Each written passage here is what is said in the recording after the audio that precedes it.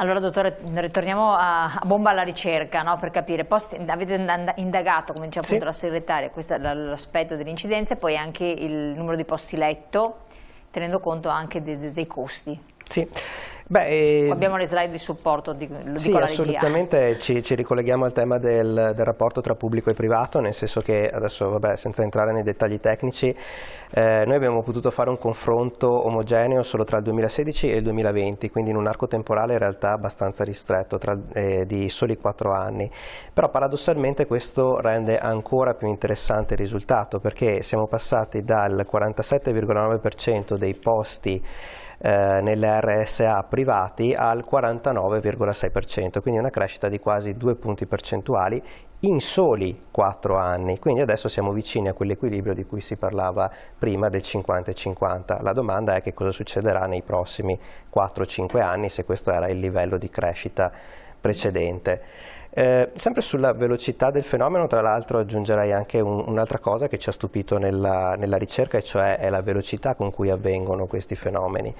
Nel 2001 il 18,6% della popolazione aveva più di 65 anni, quindi poco più di una persona su 5. Nel 2021 erano il 23,6%, quindi circa una persona su 4. Nel 2040, tra 20 anni, Istat stima che in Veneto saranno il 34%, quindi una persona su 3. Quindi, di nuovo, non dobbiamo dimenticarci il fatto che una ricerca come questa, il fatto che il sindacato si concentri sui numeri, serve anche per fare programmazione nell'ottica di cambiamenti che stanno avvenendo con grandissima velocità.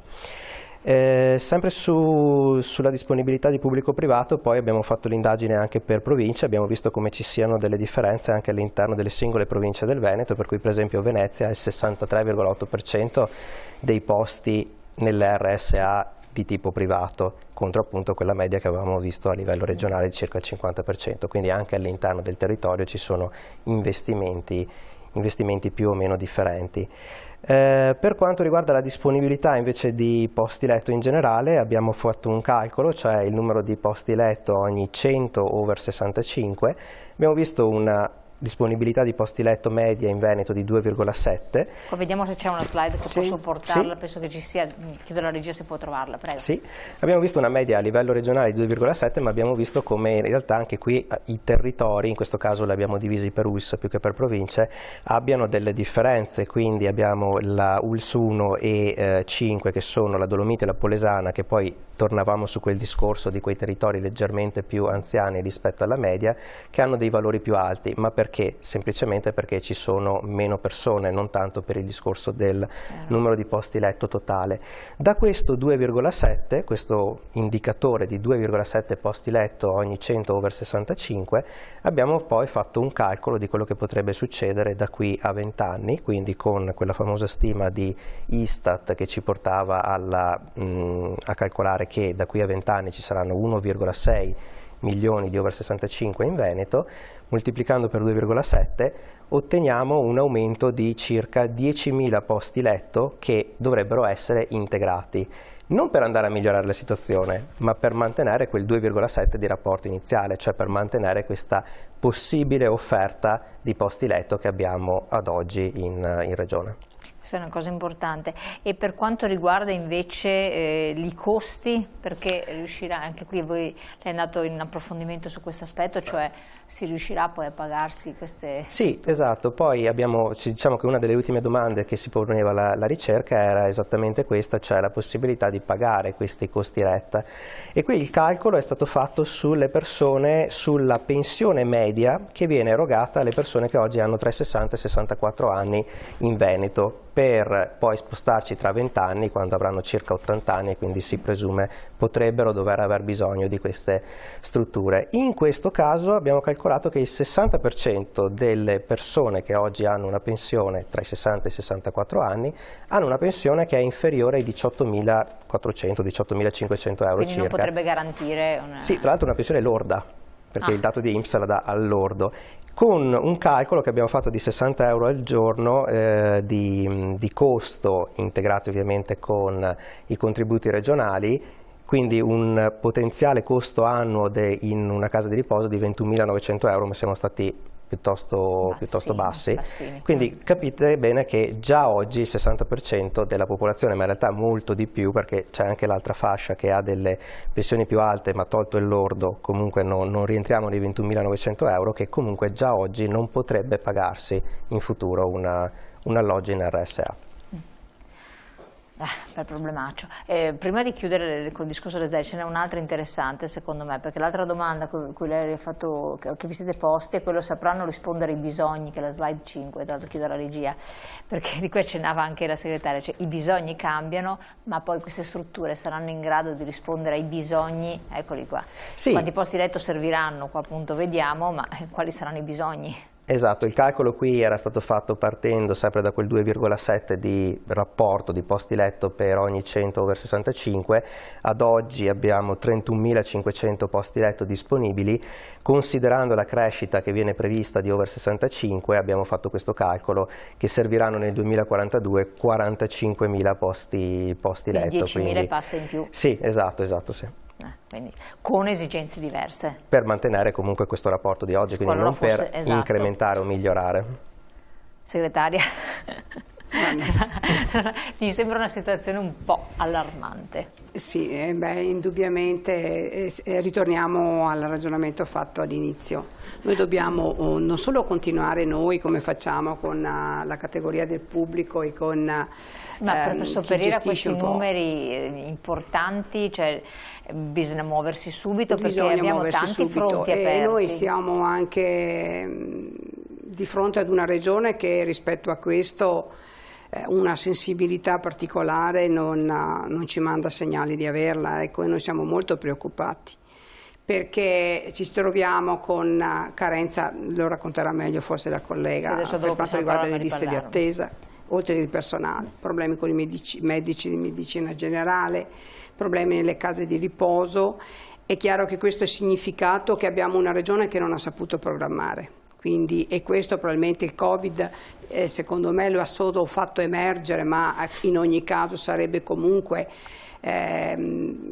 emerso in questa situazione critica, perché 700-800 medici che mancano all'improvviso, possibile che nessuno fosse riuscito a programmarli. Situazioni così complesse che ci danno una lettura di un governo regionale che non ha saputo leggere un po' l'andamento demografico, la tenuta del sistema e del tessuto sociale dal punto di vista economico, e quello ci preoccupa perché abbiamo registrato che non l'ha fatto finora con questi numeri.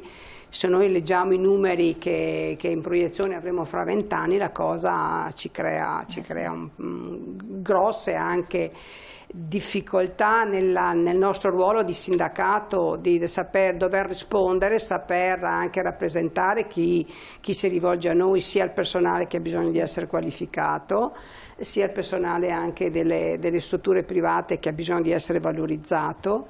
E gli anziani, i nostri anziani, queste figure così fragili, così deboli, che non hanno la possibilità di avere una contrattualizzazione a monte, hanno solo noi che li difendiamo, noi per fortuna in CISLA con questa modalità di interazione, quindi per noi il problema è di tutti noi ed è unico, quindi come obiettivo. Però insomma un C6, un bussare alla regione, noi lo stiamo mandando. Ecco, tra l'altro, Luce, voi vi occupate anche del personale che lavora, saranno personale che pagato poco, un domani saranno anziani loro stessi, qua stiamo parlando di proiezione 2041-2042, che avranno delle pensioni basse. Secondo me qui è veramente una situazione che diventerà una pandemia sociale. Di non poco conto, perché se tutto costa in proporzione di più, se l'intervento del pubblico arriva fino a un certo punto, eccetera, come è possibile con queste cifre? Ma io volevo aggiungere, prima si diceva, no, le strutture pubbliche e private, che stiamo arrivando al 50% tra il pubblico e privato. Lo sanno benissimo, ma dentro le strutture pubbliche metà del personale è privato comunque, per cui noi è vero che abbiamo a metà strutture. Sì, come negli ospedali che ci sono i supporti dei medici. Ma nell'ospedale è ancora abbastanza relativo, perché le attività esternalizzate sono quelle no core, quelle insomma le cucine, i magazzini eccetera. Dentro le strutture pubbliche quello che viene esternalizzato è comunque l'assistenza dentro le IPAB, per cui noi abbiamo il 75% delle strutture in Veneto è comunque in mano al privato, ma chi ci ascolta chiede ma perché c'è questa... Perché si va sempre di più verso le strutture private? Sono due i motivi principali. Il primo, che il personale del pubblico, quando è in malattia, gravidanza eccetera, le strutture devono pagare i contributi, cosa che invece per il privato non succede perché vengono pagati dall'INPS. Ma l'altra questione sono proprio i contratti, perché poi queste strutture cercano contratti da quelli che sono riconosciuti i lavoratori che siano sempre quello meno oneroso. Per cui c'è questa continua rincorsa ai contratti, è ovvio, noi abbiamo in testa quello della sanità, poi c'è quello degli enti locali, poi ci sono via. Come arrivare alla vertenza che abbiamo in atto con una cooperativa che alla fine, nonostante applichino una contribuzione la più bassa possibile, non vogliono neanche pagare le malattie. Ma allora, se io ho un figlio, ma perché lo dovrei mandare a fare questo lavoro? Non vengo pagato, non ho diritti, sono comunque un lavoratore povero, domani sarò un anziano povero. Certo. Sì, non è assolutamente una situazione decente. In chiusura, siamo alle ultime battute, segretario. Quali prospettive a questo punto ravvede? Che cosa congiuntamente come istanza andrete a fare? Beh, abbiamo dei dati che sono usciti adesso dal Censis che ci dicono che dai 15 ai 49 anni c'è un calo di lavoratori e aumenta tantissimo da 50 a 64 anni più 40% e oltre i 65 anni che lavorano ancora più 68%. Quindi sono dei dati inequivocabili che si sta alzando anche l'età, quindi si arriva in pensione più tardi, eccetera. Ma poi non sono Però come giustamente lei diceva, intanto bisogna focalizzare quali sono le cose importanti. Faccio un esempio. Quello che è l'indicatore scientifico che mi dirà quale sarà il mio livello di benessere oggi nella mia busta paga non è in basso a destra dove c'è il netto, è in una zona mediana dove c'è scritto imponibile previdenziale. Quello è il tema di cui ci dovremmo occupare. Tanto è, come dire, un tema importante che se ci sono degli sconti che devono fare al cuneo fiscale vanno a scontare lì. La cosa più sbagliata, perché l'imponibile previdenziale è quello che sarà la mia assicurazione, il mio indicatore di povertà o di benessere futuro. Questo è un tema importantissimo. Quando ci saranno quello che non può più essere per il futuro è che ci sia lavoro grigio o lavoro nero, perché se poteva essere sostenibile un passato pur eccetera, di prospettiva noi oggi dobbiamo lavorare lì, abbassando il cuneo fiscale, quindi la differenza, ma non toccando l'imponibile previdenziale. Ad oggi il sistema è quantitativamente un pensionato, un lavoratore e mezzo per ogni pensionato in calo. Di prospettiva i numeri, le teste potranno essere le stesse, ma la quantità di pensione sarà più bassa. La sensibilizzazione è importante, il pubblico, quindi la politica dovrà fare il suo pezzo, ma se non si sblocca quello che è fermo in Italia da 20 anni, cioè le retribuzioni, ripeto, né in basso a destra al netto, ma nell'imponibile previdenziale, quindi non con una tantum di trasferte piuttosto, il sistema, siamo ancora in tempo, ma come in quel meraviglioso film Don't Look Up, il meteorite è lontano ma sta arrivando, arriva. E non possiamo abbassare la testa. Grazie segretario. Allora siamo in chiusura, segretaria, farete proprio se dobbiamo chiudere il cappello di chiusura, farete pressione anche a livello nazionale con il sindacato nazionale? Certo, lo stiamo facendo, cioè a tutti i livelli, ognuno per il nostro settore. Noi adesso stiamo molto mettendo del nostro sulla legge delega per quanto riguarda la non autosufficienza, perché la società si deve prendere in carico la non autosufficienza. Per farlo deve avere visione, deve saper programmare, e questo è il messaggio che mandiamo, perché l'anziano deve essere preso in carico in un modello di società nella quale il numero degli anziani sono sempre più numerosi, però integrati nel territorio con i servizi, con tutto quella che è la riforma della sanità territoriale, quindi anche noi diciamo sempre le case della salute, e dentro dopo le RSA, là dove c'è la non autosufficienza spinta, nelle case della salute noi in una gestione pubblica di coordinamento dobbiamo accogliere tutti quelli che hanno bisogno e che hanno la necessità.